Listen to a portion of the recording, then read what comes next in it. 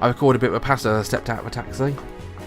It seems though if I look back, Barton could be sitting right there, arms crossed, wearing a smug smile. I couldn't stop myself from looking back even though I knew how silly that was. Forgot something?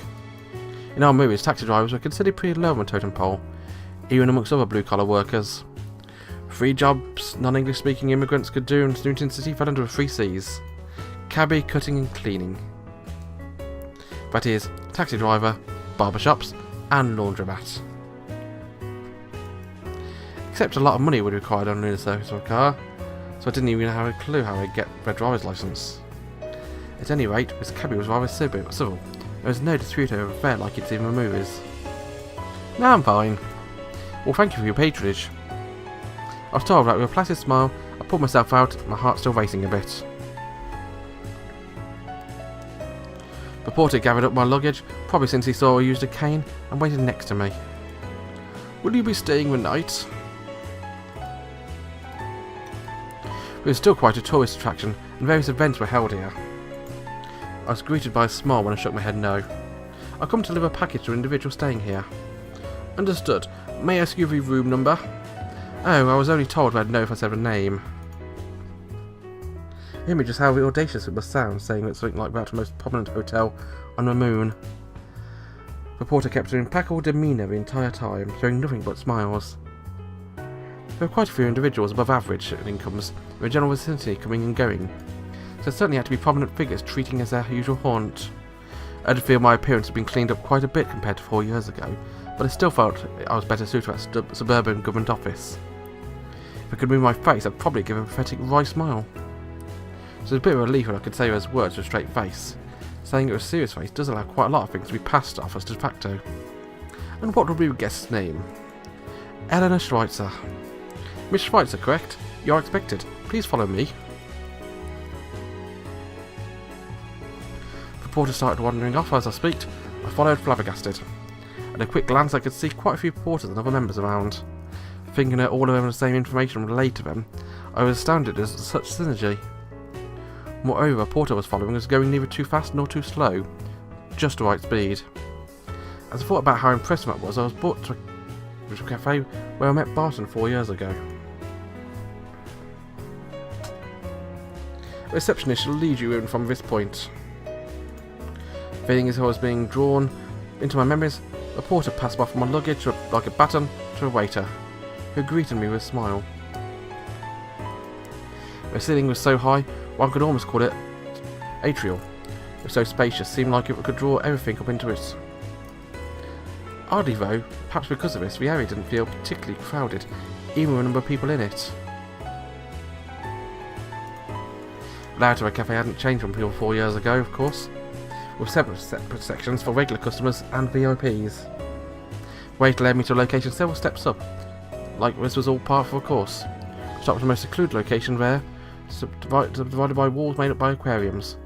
The walls of all booths appeared to be divided in the same manner. It felt all rather lavish. The waiter looked over at the seat and appeared rather slightly startled. Glanced over to me, looked back at the seat hesitantly. Once again hesitating to speak, they looked over to me once more. And Miss Schweitzer appears to be resting now. Seems she dozed off for an afternoon nap. I sighed. I was told it was imperative. Understood. The waiter spoke and entered a booth divided by aquarium tanks. Oh, this is a nice room. Nice booth.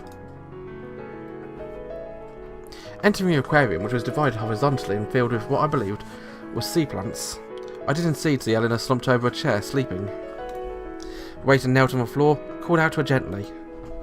My sight moved from luggage to a floor, to the aquarium and over towards the table. There was an untouched cup of coffee and practically empty glass of water. Huh? Seeming to mutter something under her breath, Eleanor finally woke. Deepest apologies for disturbing your rest. Your package has arrived. My apologies. You have my thanks. Shall I bring you a glass of water? No, it's fine. Around that time, Eleanor managed to give me a proper smile that appeared to relieve a waiter who stood up. After handing over a package to me, they bowed and left. This is a package you requested. I said that as calmly as possible. My apologies. I seem to have fallen asleep. She appeared terribly withered from when I last saw her. The week before last. But it could have just been the difference between this being in this tiny church and being in a vast place like this. Regardless, it appeared to be even smiling had been a strain. She had a hand to her forehead, trying to cope with a post-nap headache. Eleanor's other hand extended out towards a seat across from her. But did she want me to give her a package, or was she inviting me to have a seat? I didn't feel like it was more important to this parcel, so first I took a file out from my bag and placed it on the table. Is this the correct one? Eleanor was clasping the bridge of her nose, sitting motionlessly when I asked. When she did finally move, not a trace of sleepiness remained. G1, this is without a doubt. You have my deepest gratitude for going to trouble. This material is of the utmost importance at a meeting this evening. However, I had made an error, and I hadn't time to retrieve it myself. It's quite a save. I would suggest making a digital version. Huh, I'm told that often. Please just make yourself comfortable. So she did at least offer me a chair. Sitting down, I saw the crimson fish with his fated jaw behind Eleanor. So there are seats like this. Huh? We're surrounded by aquariums like a hideaway. Why yes, there are a number of our haughty guests though. To be fair, I'm right here with them. One of them? Eleanor cocked her head and pointed towards me. However, her finger was indicating something behind me. I turned to see an enormous catfish with his large mouth gaping open. I adore a red-tailed catfish, so plump and mighty. That enormous red-tailed catfish certainly did have a rather unique form and texture about it. It seemed as though it was rather packed with flesh. The one swimming atop a spotted gar with knifefish. They both taste of investment fund manager. Rather presumptuous, I say. The Asian arowana behind me suits bankers' tastes. I do not share that with Oriental and very rich tastes, however. The cunning of a sucker mouth and children swimming in an aquarium there seems as if I won a contest of sorts. I'm not keen on their artistic value, but they all seem quite expensive. Huh? Seems to understand what I was talking about when I spoke about price. The wealthy truly did not gauge a worth by price. The Asian arowana is, well, it may well be, but not the rest. Thus the tanks are filled with the aesthetics of those who use this spot. She tilted her head and smiled as she said that, but I wasn't sure whether or not to agree or not. A cup of coffee here should cost more than 30 moors. Being that cashier as a supermarket makes 7 moors an hour. And the security guard who catches thieves makes 9 moors an hour. I find it hard to justify asking a cafe for something as big as setting up aquariums and fish, just because I like them. I couldn't even imagine how much money was being spent on this. This was past the point of being regular, so it was on the tab.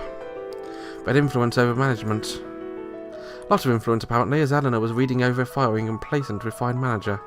But up until just a moment ago, she'd be taking a nap. You won't raise one at the office? Felt it was rather tactless to just bring up my employment contract out of nowhere like that. Just led with that. Eleanor gave me a troubled laugh when I did. I'm unable to care for myself, and to press others with my fancy would just... Is that so? There's someone likely glad to be doing that. I mean, Marco, he certainly would do so, but it would be just a wait for everyone there to just be burdened with caring for fish. Is what she said, but right now as a trader on the phone, duty back office who gained 70% of investment capital in half a year's time. How much of that would be current market rates, I wonder?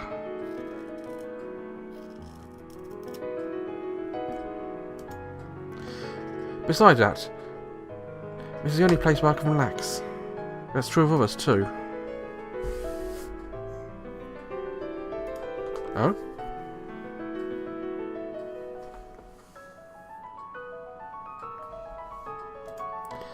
Surprising. Ella smiled as she closed the file. Despite appearances, I'm still a worker. It's just hard to find a point where I can return to the office. So end up here when I can spend my time watching a fish at my leisure, then give it another go. You seem rather busy. I have you to thank. After she returned to the elegant quip, the waiter returned with water and a wet towel. Would you like to order something? That's not just as a show of gratitude for me bringing me this. I'll have a blend then. I felt unexpectedly calm, so I was able to speak without hesitation. Understood. The waiter left and silence fell. I looked for a coffee on the table and spoke. It'll go cold. Huh? Coffee?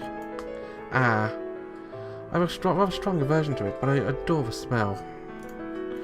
As I was impressed by the rich aroma, I observed that she only really must be rather busy, as her breaks afforded her only enough time to gaze briefly at the fish and smell of coffee. There's something I wish to ask. Yes? What kind of work do you do? I'm sure it was something like gathering funds at cocktail parties, but it certainly didn't seem that way for now. Now I was starting to think she worked on a tight minute-to-minute schedule. Come to think of it, when I'd first gone to the office, she even said a few things about phone conferences.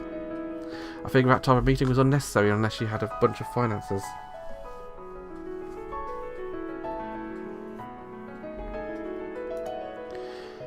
And just seeing Chris's operation sum made me think that, as right now, it's about Eleanor's chump change. If it's something you don't wish to talk about, then I will not force you to. Was it Le Goff? What do you mean? No. Had Le Goff said something to you? You seem rather dubious about the subject. He did. He said that Madam does not desire it to be spoken of. Goodness. It is but a trifling matter. Put simply, it could be a bother if the populace were to know. Ah, so it is actually. I would ask honestly, but I could not just imagine what it could be. It also seemed that work was in some way to do with expanding Schweizer investing. The material I bought was part of his work, and so was a pitch-black room piled with unlocked data. If Eleanor had been doing investments, then I could understand it. But Le Goff had said Eleanor doesn't invest. As I was pondering, Eleanor grinned, taking out something rather odd from her bag resting next to her. By the time I realised it was a barrette, Eleanor had gathered her hair with her hands, doing it pompously. After piling her hair up behind her head, Eleanor took something from else from her bag. Sunglasses. With that, I was quite literally dumbstruck. That's... Stock Finance Report, Susie Wu. She stuck out her chest, placed both her hands on her hips, and spoke that phrase. I'd seen it even on a display in the suburban government office. Someone even my naivety knew of her. Praised as a guardian deity of a people's wallets, celebrity even amongst greed-stricken lunar surfaces, recognised as fanning the flames of stock investments. Originally, the guys known as stock market analysts would do that, analyse good or bad stocks, pass that information on to buyers. But for a throng of lunar surfaces who got to work, get rich and trying to become rich while winning stocks, famous analysts were more popular than rock stars. I would probably have been less surprised if Eleanor had stripped down to her panties. Can we have that scene, please? I do admit I do like that picture of her. It would be rather troubling if others were told of this. As she was removing her barrette and sunglasses, she returned to being a refined lady. If you walked on the street, you'd have no idea that person on TV was Eleanor. On the TV, I wear pants, and I use a skirt to hide the high-heeled shoes I'm wearing. I'm also wearing shoulder pads, so no one will recognise me as I look normally. Susie Wu. Certainly a name one would attribute to a woman active in the financial sector. Born in Hong Kong, I believe, and studying American Lunar Surfaces at Migrant College. I worked out quite a bit of it. Eleanor spoke somewhat enthusiastically. The coffee arrived and I was still shocked into silence. Eleanor gave a small sniff and smoke. Guatemala and Honduras. Our master brewer also extended his appreciation. The waiter gave a gleeful smile. I was surprised she could tell just which beans were used in this blended coffee just by the smell. Eleanor let out a big sigh and sank into a chair while the waiter left. Straightening her back and puffing out her chest must have been exhausting to her. Actually, I had somewhat knowledgeable telling me you were a blend.